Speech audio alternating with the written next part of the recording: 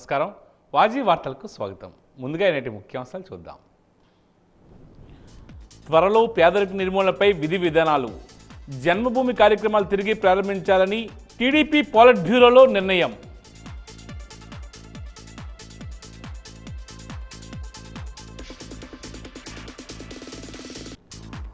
అంగన్వాడీ కేంద్రంలో విద్యా ప్రమాణాలపై అసంతృప్తి, 4వ డివిజన్లో సమస్యలపై ఆరా తీసిన మున్సిపల్ కమిషనర్ మల్లయ్య నాయుడు.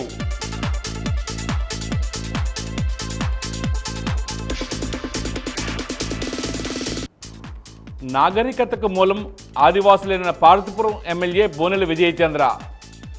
ఆదివాసీ దినోత్సవం అంటే పండుగ కాదు, సమస్యల పోరాట దినమన్న రైతు కూలీ సంఘం.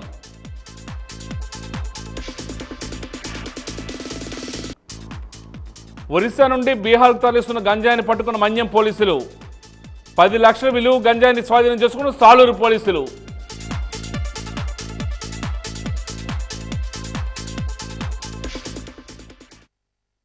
ఇక వివరాలకు వెళ్తే, తెలుగుదేశం పార్టీ జాతీయ అధ్యక్షుడు, ఆంధ్రప్రదేశ్ ముఖ్యమంత్రి నారా చంద్రబాబు నాయుడు అధ్యక్షతన టీడీపీ పాలిట్ బ్యూరో పార్టీ సమావేశం ఈరోజు మంగళగిరిలోని ఎన్టీఆర్ భవన్లో నిర్వహించారు. ఈ సమావేశంలో మంత్రులు, ఎమ్మెల్యేలు, టీడీపీ నేతలకు చంద్రబాబు పలు కీలక విషయాలపై దిశానిర్దేశం చేశారు. 2.5 గంటల పాటు ఈ సమావేశం కొనసాగింది. నామినేటెడ్ పదవులపై చంద్రబాబు చర్చించారు. వీలైనంత త్వరగా పార్టీ సభ్యత్వ నమోదు కార్యక్రమం ప్రారంభించే ఆలోచన ఉన్నట్లు తెలుస్తుంది. పేదరిక నిర్మూలనపై ప్రధానంగా చంద్రబాబు చర్చించారు. త్వరలో పేదరిక నిర్మూలనపై విధి విధానాలు రూపొందిస్తాం. విదేశాల్లో ఉన్నత స్థానాల్లో ఉన్నవారిని పేదరిక నిర్మూలన కార్యక్రమంలో భాగస్వాములుగా చేయాలని నిర్ణయం తీసుకున్నాం. జన్మభూమి కార్యక్రమాలు తిరిగి ప్రారంభించాలని చంద్రబాబు నిర్ణయించారు.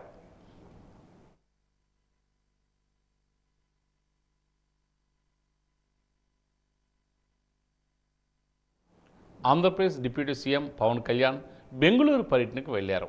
కర్ణాటక సీఎం సిద్ధరామయ్యతో ఆయన భేటీ అయ్యారు. ఇరు రాష్ట్రాలకు సంబంధించిన వన్యప్రాణి, అటవీ సంరక్షణ అంశాలపై చర్చించారు. చిత్తూరు, పార్వతీపురం, మన్యం జిల్లాల్లో ఏనుగుల బెడదపై పవన్ చర్చించారు. ఏనుగులను తిరిగి అడవిలోకి తరిమేందుకు కర్ణాటక కుంకి ఏనుగులను ఆంధ్రప్రదేశ్ రాష్ట్రానికి ఇవ్వమని పవన్ కళ్యాణ్ విజ్ఞప్తి చేశారు. ఈ చర్చలో Karnataka bio energy development board chairman కూడా పాల్గొన్నారు.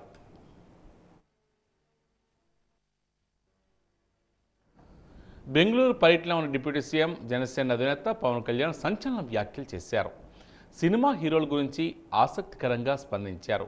40 సంవత్సరాల క్రితం సినిమాల్లో హీరో అడవులను కాపాడేవాడని, కానీ ఇప్పుడు హీరో అడవుల్లో చెట్లు నరికి స్మగ్లింగ్ చేస్తున్నాడని వ్యాఖ్యానించారు.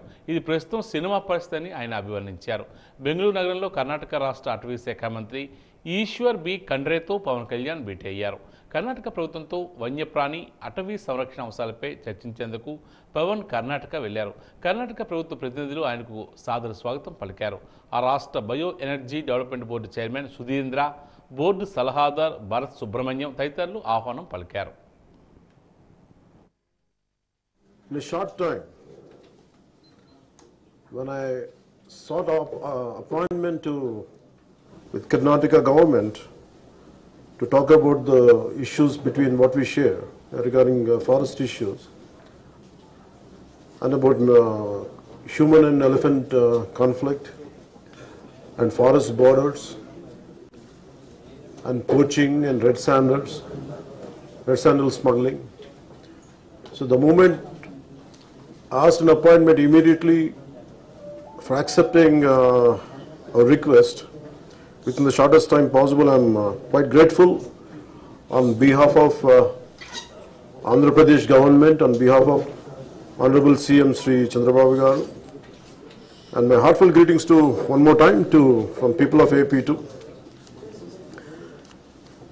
So I felt though we shared borders, our meeting started with Kuvempu's a short words from Kuvempu, the poet Kuvempu, Kavi Sampada, Kuppali Venkatappa Puttappa. And as I said earlier,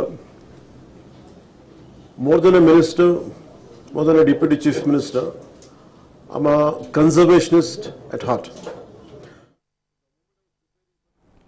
Mangalagiri నియోజకవర్గ అభివృద్ధికి తన వంతు కృషి చేస్తానని, రాజకీయాలకు అతీతంగా అందరూ కలిసి రావాలని మంత్రి నారా లోకేష్ పిలుపునిచ్చారు. మంగళగిరిలోని భద్రావతి సమేత భావన ఋషి ఆలయ కళ్యాణ మండపాన్ని మంత్రి ప్రారంభించారు. అంతకుముందు ఆలయంలో లోకేష్, బ్రాహ్మణి దంపతులు ప్రత్యేక పూజలు నిర్వహించారు. అర్చకుల వారికి నూతన వస్త్రాలు అందజేసి వేద ఆశీర్వచనం పలికారు. ఈ సందర్భంగా లోకేష్ మాట్లాడుతూ మంగళగిరిని దక్షిణ భారతదేశ గోల్డ్ హబ్గా తీర్చిదిద్దేందుకు ప్రణాళికలు రూపొందిస్తున్నట్లు చెప్పారు. పట్టణంలో అత్యధికంగా ఉన్న స్వర్ణకారులు, చేనేత కార్మికులు సమస్యలు పరిష్కరిస్తామన్నారు. ఆధునాతన ఆకృతులు, ఇతర నైపుణ్యాలపై శిక్షణ ఇచ్చేందుకు 25 ఎకరాల స్థలాన్ని కేటాయించినట్లు తెలియజేశారు.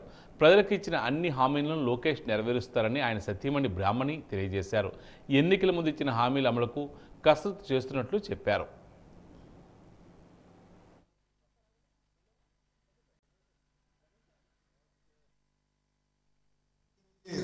చరిత్ర ఉంది. ఆ చరిత్రని కాపాడుకోవాల్సిన బాధ్యత ప్రజలందరి పైన ఉంది. ప్రత్యేకంగా నా పైన కూడా ఈరోజు ఉంది. ఇది నేను ఎందుకు చెప్తున్నానంటే, మొన్న జరిగిన ఎన్నికల్లో ఆ బాధ్యత మీరు నాకు అప్పగించారు.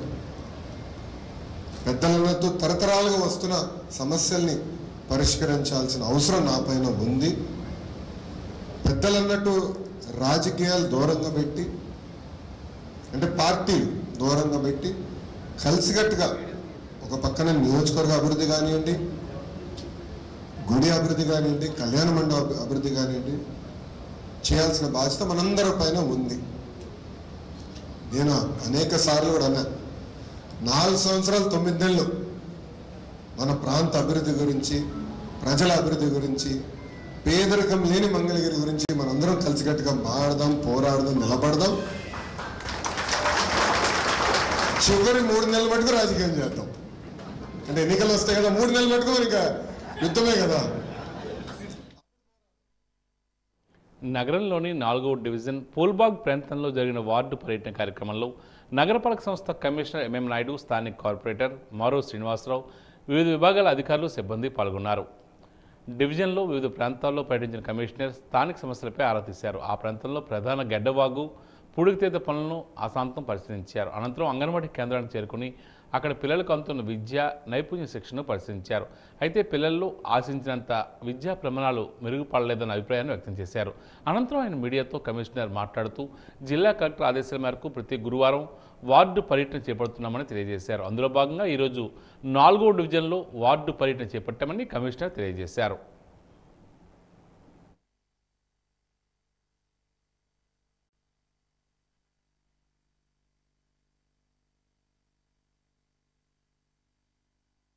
ఇక్కడ శానిటేషన్ సమస్య, డ్రైనేజ్ అన్నీ కూడా చూడడం జరిగింది. అలాగనే చిన్న చిన్న సమస్యలకు కూడా మరి కమిషనర్ గారు కొన్ని డైరెక్షన్ ఇవ్వడం జరిగింది. అలాగే ఇంజనీరింగ్ సెక్షన్ వారికి, అలాగే డ్రైనేజీలు కూడా చూశారు. అలాగనే అందరికీ కూడా పబ్లిక్ నుంచి వచ్చిన వినతుల్ని తీసుకోవడం చూశారు. అలాగనే ఒక నిరుపయోగంగా ఉన్న ఒక ప్లేస్ని చూపించాం. సార్ దాన్ని వెంటనే చెప్పి అధికారులకి వెంటనే దాన్ని క్లీన్ చేసి దాన్ని వినియోగంలో తీసుకురామని కూడా చెప్పడం జరిగింది. మరి సమస్యలు పరిష్కరిస్తూ మరి ప్రజాప్రతినిధులతో కలిపి ఇలా పర్యటన చేయడం వల్ల ప్రజల యొక్క సమస్యలు తెలుసుకొని ప్రజలందరికీ కూడా బాగుండాలి, ఆరోగ్యంగా ఉండాలి. ఇప్పుడు వస్తున్న రైన్ సీజన్ కనుక ఈ దోమలు గట్ట ఇవన్నీ ఉంటాయి. ఇవన్నీ కూడా చెప్పడం చేసి మరి సచివాలయ స్టాఫ్ను కూడా తీసుకువచ్చి మరి వాళ్ళందరూ తిరిగారు. చెప్పినప్పటికీ అధికారులు కూడా వచ్చి పెద్దలు కూడా చెప్పడం వల్ల అందరూ కూడా చాలా సంతోషంగా ఉన్నారు. మరి వార్డు పర్యటనకు వచ్చినందుకు ప్రత్యేకించి కమిషనర్ గారికి, అసిస్టెంట్ కమిషనర్, స్టాఫ్ అందరికీ కూడా ప్రత్యేక ధన్యవాదాలు తెలియజేసుకుంటున్నాం. పరిస్థితులన్నీ తెలుసుకుంటూ వాటిని అక్కడికక్కడ అడ్రస్ చేసుకుని వాటిని ఏవైతే సమస్యలను గుర్తించామో ఆ సమస్యలను ఇమ్మీడియట్లీగా అడ్రస్ చేయడానికి ఆదేశాలు ఇస్తూ వాటిపైన మళ్ళీ తర్వాతన గౌరవ కలెక్టర్ గారు మరియు గౌరవ కలెక్టర్ గారు రిపోర్ట్ చేయడం జరుగుతుంది. కానీ దానిపైన యాక్షన్ టేకింగ్ రిపోర్ట్ కూడా అడుగుతున్నారు. కాబట్టి సో సిబ్బంది అందరికీ కూడా తెలియజేయమనగా ఈ ఏదైతే సమస్యలు గుర్తించో ఆ సమస్యలపైన ఎప్పటికప్పుడు చర్యలు తీసుకోవాల్సిన అవసరం ఉంది. అదేవిధంగా ప్రజాప్రతినిధులతో కలిసి వెళ్ళడం వల్ల ఇక్కడున్న వాస్తవ పరిస్థితులు వాళ్ళకి తెలుస్తుంటాయి. రెండోది చాలామంది ప్రజలు కూడా మాకన్నా వాళ్ళకి చెప్పడానికి కూడా అవకాశం ఉంటుంది. కాబట్టి ఈ కార్యక్రమం ఏదైతే ఉందో ముఖ్య ఉద్దేశం అది నెరవేర్చడానికి చాలా బాగుందని తెలియజేసుకుంటున్నాం. సో అదేవిధంగా దీనిలో భాగంగానే అంగన్వాడీస్, స్కూల్స్ కూడా ఇన్స్పెక్ట్ చేయడం జరిగింది. చేయమని చెప్పి ఉన్నారు. దీనిలో ఏంటంటే అక్కడ ఉన్న వాస్తు పద్ధతులు కూడా తెలుస్తాయి. అవి గౌరవ కలెక్టర్ గారి దృష్టికి తీసుకెళ్ళడానికి అవకాశం ఉంటుంది. అదేవిధంగా స్కూల్స్ కూడా ఇన్స్పెక్ట్ చేస్తే అక్కడ ఉన్న పరిస్థితులు, వాళ్ళు పడుతున్న ఇబ్బందులన్నీ కూడా తెలుస్తాయి. కాబట్టి అవి కూడా గౌరవ కలెక్టర్ గారి దృష్టికి తీసుకెళ్ళి చర్యలు తీసుకోవడానికి, లేదు నగరపాలక సంస్థ పరిధిలో ఉంటే మేము ఇమీడియట్గా చర్యలు తీసుకోవడానికి అవకాశం ఉంటుంది. అదేవిధంగా ఈ పూడికి తీతలు కూడా 1986 నుంచి కూడా తీయట్లేదు, ఇప్పుడు తీస్తున్నామని గౌరవ కార్పొరేటర్ గారు చెప్పారు. బట్ అయితే ఈ తీయడం వల్ల ఏంటంటే ఎంకరేజ్మెంట్స్ అనేవి తగ్గుతాయి. రెండోది అక్కడున్న తప్పులు అన్నీ కూడా తీయడం వల్ల సో ప్రజలకు దోమలు మరియు రకరకాల జబ్బుల నుంచి విముక్తి కలగడానికి ఆస్కారం ఉంటుంది. అదేవిధంగా ప్రజలందరినీ కోరేది ఏంటంటే మీ ఇంటికి మేము మా వెహికల్స్ వస్తున్నాయి, రెండోది ఏంటంటే మా సిబ్బంది వస్తున్నారు, దయచేసి మీ చెత్తని కాలువలు లాంటి గడ్డలు లాంటి ఇలాంటి వేసి వాటిలో మళ్ళీ పూడ్చకుండా ఉండాలని మా హంబుల్ రిక్వెస్ట్ అండి. బొబ్బిలి శాసనసభ్యులు బేబీ నాయన తండ్రి బొబ్బిలి సంస్థానాధీశులు రాజా ఆర్వీజీకే రంగారావు 98వ జయంతి ఈరోజు నిర్వహించారు. ఈ సందర్భంగా తారకరామ కాలనీ రోడ్లో షాదీఖానా ఎదురుగా ఉన్నటువంటి రాజు కుటుంబం యొక్క బృందావనం నందు స్మృతివనానికి బేబీ నాయన వెళ్లి తన తండ్రి చిత్రపటానికి పొలమాల వేసి అంజలి ఘటించారు.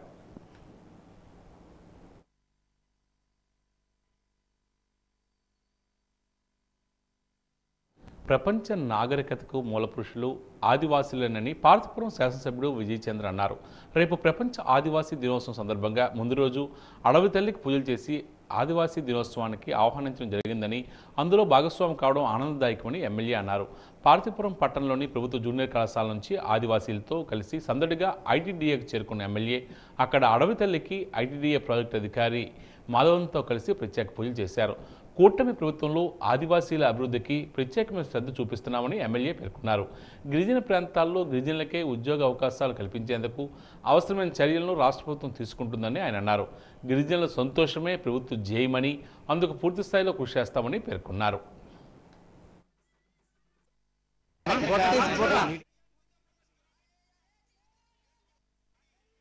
ఆదివాసీ దినోత్సవం అంటే పండుగ కాదు, ఆదివాసీల సమస్యల పోరాట దినమని రైతు కూలీ సంఘం రాష్ట్ర కార్యదర్శి దందులూరి వర్మ పేర్కొన్నారు.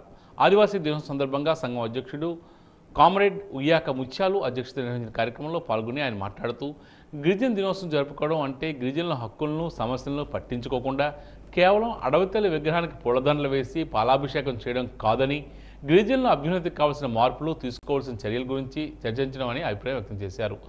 ప్రభుత్వాలు ఆదివాసీ దినోత్సవం రోజు గిరిజన సంస్కృతి సాంప్రదాయాలను పొగడ్డం, కొందరు రాజకీయ నాయకులకు సన్మానం చేయడం మనకు కనిపిస్తుందని, ఆదివాసీ హక్కుల గురించి సమస్యల గురించి వాళ్ళు మాట్లాడడం మనకు కనిపించడం లేదని ఆరోపించారు.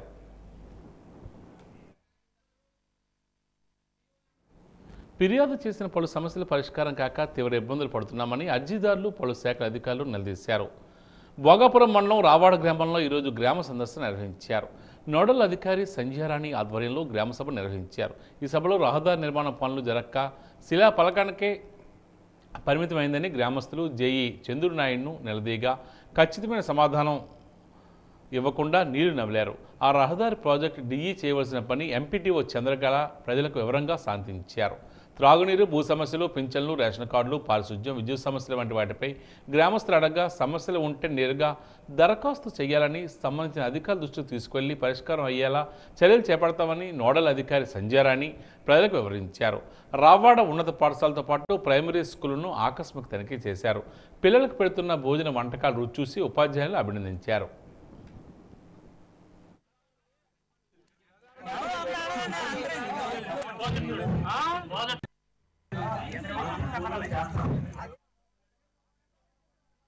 భోగాపురం మండలంలోని రావాడ అంగన్వాడీ కేంద్రంలో అట్టహాసంగా సామూహిక శ్రీమంతాలు నిర్వహించారు. గ్రామ సందర్శనలో భాగంగా నోడల్ అధికారి సంధ్యారాణి, ఎంపీడీఓ చంద్రకళ, సిడిపిఓ ఏస్తేర్ రాణితో పాటు పలువురు అంగన్వాడీ కేంద్రాన్ని సందర్శించారు. గర్భిణీలకు శ్రీమంతం కార్యక్రమంలో భాగంగా మహిళా అధికారులు వారికి ముస్తాబు చేసి సారీ అందజేశారు. ఇటువంటి శ్రీమంతం వేడుకలు చేయడం పట్ల హర్షం వ్యక్తం చేశారు.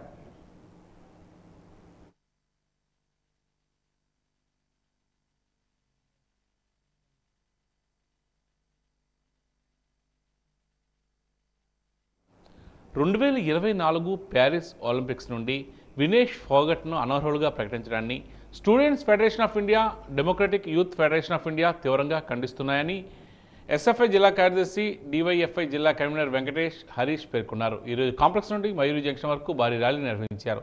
అనంతరం మానవహారాన్ని చేపట్టారు. ఈ సందర్భంగా వారు మాట్లాడుతూ ఇది భారతీయ క్రీడలకు ఎదురుదెబ్బ మాత్రమే కాదు, ఫెయిర్ ప్లే మరియు స్పిరిట్పై కఠోరమైన దాడి అని, లక్షలాది భారతీయ యువకుల ఆకాంక్ష అని అన్నారు. వినేష్ ఫోగాట్ స్థితిస్థాపకత, ధైర్యం మరియు శ్రేష్టత తిరుగులేని అన్వేషణకు చిహ్నమని, రెజ్లింగ్ ఫెడరేషన్ ఆఫ్ ఇండియాలో పాతుకుపోయిన అస్వస్థతకు బహిర్గతం చేసిన అధ్యాయం అని పేర్కొన్నారు.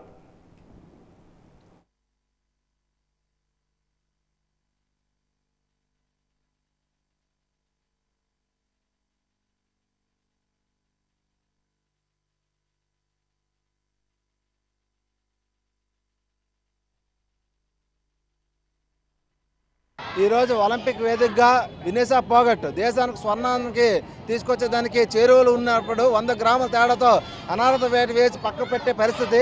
దీనికోసం దేశంలో ఈ దేశ కేంద్ర ప్రభుత్వం స్పందించి ఆవిడకు మళ్ళీ అవకాశం కల్పించే విధంగా అంతర్జాతీయ వేదిక చర్చ జరిపించాలని చెప్పి ఎస్ఎఫ్ఐకి డిమాండ్ చేస్తూ ఈరోజు దేశవ్యాప్తంగా నిరసన కార్యక్రమం చేపట్టడం జరిగింది.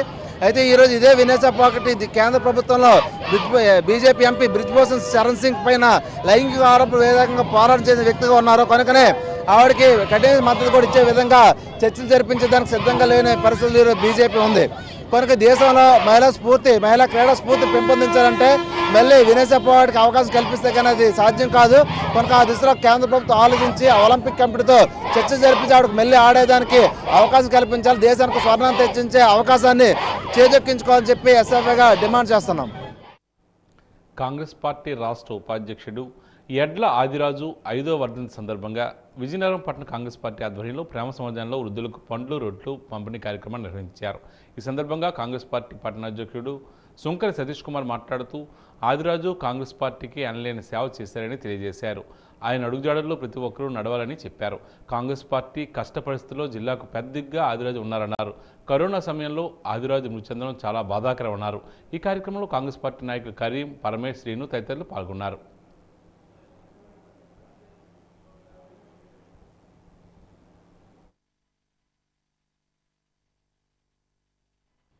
ఎడ్ల ఆదిరాజు గారి 5వ వర్ధంతి కార్యక్రమం ఈ ప్రేమ సమాజంలో ఉన్న నిరుపేదలతో కార్యక్రమం చేయడం జరిగింది. ఆదిరాజు గారు ఒక క్రమశిక్షణతో కలిగినటువంటి నాయకులు.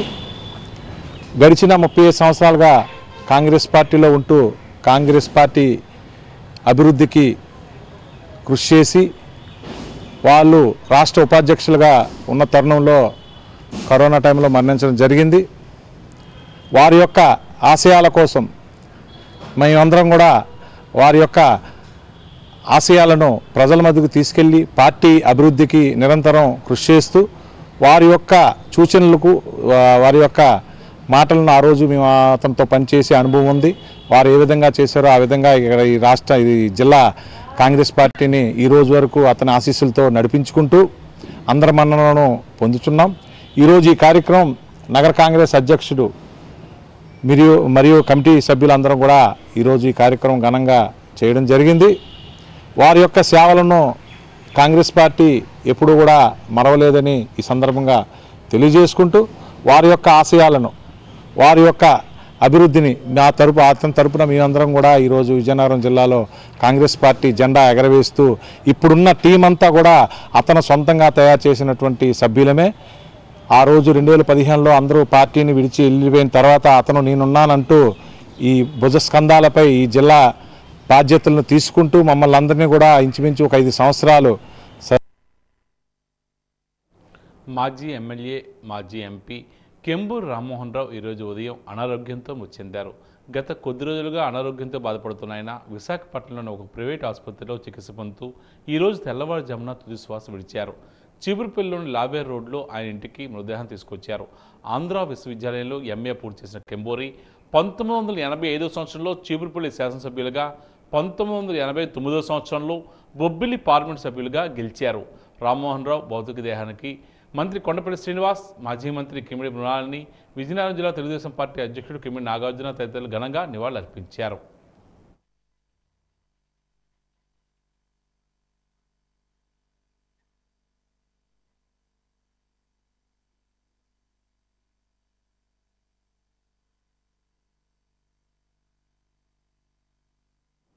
వక్ఫ్ బోర్డు సవరణను రద్దు చేయాలని కాంగ్రెస్ పార్టీ మైనార్టీ సెల్ నాయకులు కరీం డిమాండ్ చేస్తున్నారు. కాంగ్రెస్ పార్టీ మైనార్టీ విభాగం నేతలు ఈరోజు మీడియాతో మాట్లాడారు. వక్ఫ్ బోర్డు సవరణ వల్ల ఎన్నో నష్టాలు ఉన్నాయని ఆందోళన వ్యక్తం చేస్తున్నారు. కేంద్ర ప్రభుత్వం ముస్లింల సంక్షేమం కోసం ఆలోచన చేయాలన్నారు. అన్యాయంగా అక్రమంగా మోడీ ప్రభుత్వం జీవోలు తీసుకొచ్చిందని పేర్కొన్నారు. వక్ఫ్ బోర్డు సవరణ తీవ్రంగా ఖండిస్తున్నామన్నారు. ముస్లింలందరూ తీవ్రంగా వ్యతిరేకిస్తున్నారని మండిపడుతున్నారు. తమకు న్యాయం జరగాలని, లేని పక్షంలో దేశమంతా ఉద్యమిస్తామని హెచ్చరించారు. ఈ కార్యక్రమంలో షరీఫ్ తదితరులు పాల్గొన్నారు. ఎన్డీఏ ప్రభుత్వం తీసుకున్న నిర్ణయం సరైనది కాదు. జాతీయ వక్ఫ్ ప్రాపర్టీస్ మీద, వక్ఫ్ బోర్డు మీద సవరణలు జరిపించి ఆ సవరణ ద్వారా కేంద్ర ప్రభుత్వం ఈ దేశంలో ఉండే రాష్ట్ర వక్ఫ్ ప్రాపర్టీస్ అన్నీ కూడా వాటి ఆధీనంలో తీసుకునేటట్లు సవరణలు జరిపించడం అది తగదు. ఈ సవరణ వలన రాజకీయ లబ్ధి పొందడానికే తప్ప వేరే మంచి మార్గంలో వెళ్ళే దారి ఎక్కడ కనబడటం లేదు. కాబట్టి కేంద్ర ప్రభుత్వం, ఎన్డీఏ ప్రభుత్వం ఏదైతే దేశవ్యాప్తంగా వక్ఫ్ ప్రాపర్టీస్, శ్మశానాలు, మసీదులు, దర్గాలు, ఈద్గాలు ఏవైతే ఉన్నాయో అది యథావిధంగా గత 50 సంవత్సరాలు పరిపాలించిన జాతీయ కాంగ్రెస్ పార్టీ ఏ విధంగా అయితే రూల్స్ రెగ్యులేషన్స్ ప్రవేశపెట్టిందో దాన్నే కొనసాగించాలని మేము కోరుకుంటున్నాం. మరి సవరణ అమెండ్మెంట్ జరగడం వలన వాటికి రాజకీయ లబ్ధి పొందే అవకాశాలు ఎక్కువగా కనిపిస్తున్నాయి. కాబట్టి కేంద్ర ప్రభుత్వం, గౌరవనీయులైన ప్రధాని నరేంద్ర మోడీ గారు మరియు కేంద్ర కేబినెట్ దీన్ని వెంటనే ఉపసంహరించుకొని ఈ సవరణ చట్టాన్ని రద్దుపరచవలసిందిగా కోరుతున్నాం. అదే రాష్ట్ర ప్రభుత్వ ఆదేశాల మేరకు నగరంలోని నగరపాలక ఉన్నత పాఠశాల కస్పాలో స్కూల్ మేనేజ్మెంట్ కమిటీ ఎన్నిక ప్రక్రియ నిర్వహించారు. పాఠశాల ప్రధాన ఉపాధ్యాయులు శంకర్రావు అధ్యక్షతన ఈ ఎన్నిక ప్రక్రియ నిర్వహించారు. ఈ ఎన్నిక ప్రక్రియలో భాగంగా ప్రతి తరగతి నుండి 3 చొప్పున విద్యార్థుల తల్లిదండ్రులను మొత్తం 5 తరగతులకు సంబంధించి 15 మంది సభ్యులను ఎంపిక చేశారు. ఆ విధంగా ఎంపిక చేసుకున్న 15 మంది సభ్యుల్లో నుండి ఒకరు కమిటీ చైర్మన్గా, మరొకరు వైస్ చైర్మన్గా చేతులెత్తే విధానం ద్వారా ఎన్నికల ప్రక్రియ నిర్వహించారు. సభ్యుల ఆమోదం ప్రకారం చిప్పాడ శ్రీనివాసరావును స్కూల్ మేనేజ్మెంట్ కమిటీ చైర్మన్గాను, బి త్రిశాంతిని వైస్ చైర్మన్గా ఎన్నుకున్నారు. అనంతరం పాఠశాల ప్రధానోపాధ్యాయులు శంకర్రావు వారి చేత ప్రభుత్వ నిబంధనల ప్రకారం ప్రమాణ స్వీకారాన్ని చేయించారు. ఈ సందర్భంగా హెచ్ఎం మీడియాతో మాట్లాడుతూ రాష్ట్ర ప్రభుత్వ ఉత్తర్వుల మేరకు ఈరోజు మా పాఠశాలలో నిర్వహించిన మేనేజ్మెంట్ కమిటీ ఎన్నిక సభ్యులందరి సహాయ సహకారాలతో ప్రశాంతమైన వాతావరణంలో పూర్తయిందని తెలియజేశారు. రాష్ట్ర వ్యాప్తంగా ప్రభుత్వ ఉత్తర్వుల మేరకు స్కూల్ మేనేజ్మెంట్ కమిటీ ఎలక్షన్స్ ఉదయం 7 గంటల నుండి 1 గంట వరకు, మరియు 1 గంట నుండి 3 గంటల వరకు సంబంధిత టైమ్ లైన్స్ అనుసరించి ఎలక్షన్స్ నిర్వహించడం జరిగింది. ఉదయం అంతాను ప్రతి తరగతి నుండి 3 సభ్యులు చొప్పున 5 తరగతులకి 15 మంది సభ్యులుగా ఎంపిక చేసుకొని ఆ 15 మంది నుండి కూడాను చైర్మన్, వైస్ చైర్మన్గా ఎంపికైన సభ్యుల నుండే చైర్మన్గా, వైస్ చైర్మన్గా ఎంపిక చేసుకోవడం జరిగింది. ఏ విధమైన ఇబ్బందులు లేకుండా ఈరోజు మా పాఠశాలలో స్కూల్ మేనేజ్మెంట్ కమిటీ ఎలక్షన్స్ అనేవి ప్రశాంతంగా ఒకరికొకరు సహకరించుకుంటూ ఎన్నికలు అనేవి నిర్వహించడం జరిగింది. ఈ స్కూల్ మేనేజ్మెంట్ కమిటీ అనేది 2 సంవత్సరాల పదవీ కాలంలో పనిచేస్తుంది. ఈ 2 సంవత్సరాల పదవీ కాలంలో పాఠశాల అభివృద్ధిలో పూర్తి సహాయ సహకారాలు అందించవలసి ఉంటుంది. ప్రధానంగా పాఠశాలలో తమ ఆవాస ప్రాంతాల్లో ఉన్న ప్రతి విద్యార్థి ప్రభుత్వ పాఠశాలలో చేర్చే విధంగాను, ప్రభుత్వ పాఠశాలలో చదివిన ప్రతి విద్యార్థి డ్రాప్ అవుట్ కాకుండా ప్రతిరోజు స్కూల్కి వచ్చేటట్లును, మరి ప్రభుత్వ పథకాలు అందిస్తున్న ప్రతి పథకం కూడా ప్రతి విద్యార్థికి, ప్రతి పేరెంట్కి అందుతుందా లేదనే పర్యవేక్షణలో కూడాను ఈ ప్రక్రియలన్నీ కూడాను ఈ స్కూల్ మేనేజ్మెంట్ కమిటీ వారు ఈ 2 సంవత్సరాల పదవీ కాలంలో నిర్వహించవలసి ఉంటుంది. ఈ స్కూల్ మేనేజ్మెంట్ కమిటీ ప్రధానోపాధ్యాయులు మరియు పాఠశాల ఉపాధ్యాయులు అందరి సహకారంతో ఈ పాఠశాలను అభివృద్ధి చేసుకుంటామని మేము ఆశిస్తూ ఉన్నాం. విజయకం చైర్మన్గా నాకు అందరూ సహకరించినందుకు ధన్యవాదాలు. నేను స్కూలు పాఠశాల అభివృద్ధి కోసం, పిల్లల భవిష్యత్తు కోసం, పిల్లలు బాగా చదవాలి, స్కూల్కి రావాలి, మధ్యాహ్న భోజన పథకం కానీ సమయంగా అందుతుందా లేదని చూసుకునే బాధ్యత మేము వహిస్తాము. స్కూల్లోని టాయిలెట్స్ కానీ, వాటర్ సదుపాయం కానీ, ఇతరత్ర కార్యక్రమాలు కానీ మేము చూసుకొని మా బాధ్యత వహించి మా చైర్మన్గా నేను తీసుకుంటారని కోరుతున్నాను సార్. ఒరిస్సా నుంచి బీహార్కు అక్రమంగా బుల్లెరే వాహనంలో గంజాయిని తరలిస్తూ ఉండగా పార్వతీపురం మంజం జిల్లా సాలూరు మండలం బాగువలస గ్రామ సమీపంలో పోలీసులు పట్టుకున్నారు. ఈరోజు తెల్లవారుజామున యూపీ 32 FX 2752 గల బులెరో వాహనంలో గంజాయి తరలిస్తున్నారని పక్కా సమాచారంతో పోలీసులు పట్టుకున్నారు. ఈ వాహనంలో సుమారు 87.29 కిలోల గంజాయితో పాటు 13,000 రూపాయల నగదు, ఒక ఫోన్ను వాహనంలో పాటు తరలిస్తున్న నిందితుడు బలిస్టార్ సింగ్ను అదుపులోకి తీసుకున్నారు. నిందితుడు పశ్చిమ బెంగాల్ హుగ్లీ ప్రాంతానికి చెందినవాడిగా గుర్తించారు. గతంలో అనేక రకమైన కేసుల్లో 2.5 సంవత్సరాలు జైలు శిక్ష అనుభవించి 8 నెలల క్రితం విడుదలయ్యాడు. అయితే 86 కేజీల గంజాయి మార్కెట్ విలువ 10 లక్షలు ఉంటుందని అంచనా. ఈ సందర్భంగా ఏఎస్పీ సునీల్ సిరన్ మాట్లాడుతూ రాష్ట్రంలోని అక్రమ గంజాయి తరలించే వారిపై కఠిన చర్యలు తీసుకుంటామని, ఆంధ్ర ఒరిస్సా సరిహద్దు ప్రాంతాల్లో చెక్పోస్ట్ ఏర్పాటు చేసి ప్రతిష్టమైన నిఘా పోలీస్ బందోబస్తు నిరంతర తనిఖీలు చేపడుతున్నామని తెలియజేశారు. ఈ గంజాయి తరలిస్తున్న వ్యక్తిపై కేసు నమోదు చేసి కోర్టుకు తరలిస్తున్నామని తెలియజేశారు. 7.29 kg గాంజా వెహికల్లో దాచుకొని ఇది క్యావిటీస్లో పెట్టాడు. పార్వతీపురం మన్యం జిల్లా కురుపాలంలో పెను ప్రమాదం తప్పింది. మండల కేంద్రంలో ప్రదీప్ నగర్ కాలనీ సమీపంలో రోడ్డు సైడ్ ఉన్న టిఫిన్ బండిని బొలెరో పికప్ వాహనం ఢీకొట్టింది. నుజ్జైన టిఫిన్ బండ్లు గ్యాస్ దిమ ఉన్నప్పటికీ ఎటువంటి అగ్ని ప్రమాదం సంభవించకపోవడంతో చుట్టుప్రక్కల వాళ్ళు ఊపిరి పీల్చుకున్నారు. ఢీకొట్టిన బొలెరో వాహనం అర్ధరాత్రి సమయంలో ప్రతిరోజు పశువుల అక్రమ రవాణా చేస్తూ ఉంటుంది. ఇందులో భాగంగానే తెల్లవారుజామున నిద్రమత్తులో డ్రైవర్ టిఫిన్ బండిని ఢీకొట్టినట్లుగా సమాచారం.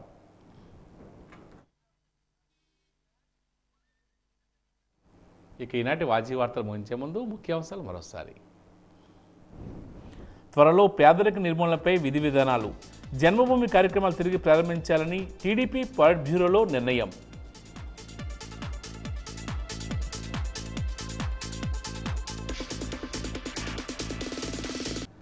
అంగన్వాడీ కేంద్రంలో విద్యా ప్రమాణాలపై అసంతృప్తి, 4వ డివిజన్లో సమస్యలపై ఆరా తీసిన మున్సిపల్ కమిషనర్ మల్లయ్య నాయుడు.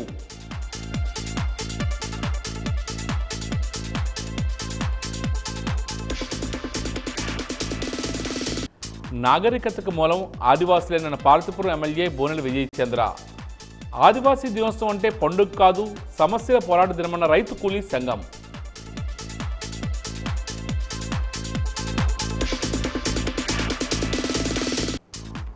ఒరిస్సా నుంచి బీహార్కు తరలిస్తున్న గంజాయిని పట్టుకున్న మన్యం పోలీసులు. 10 లక్షల విలువ గల గంజాయిని స్వాధీనం చేసుకున్న సాలూరు పోలీసులు.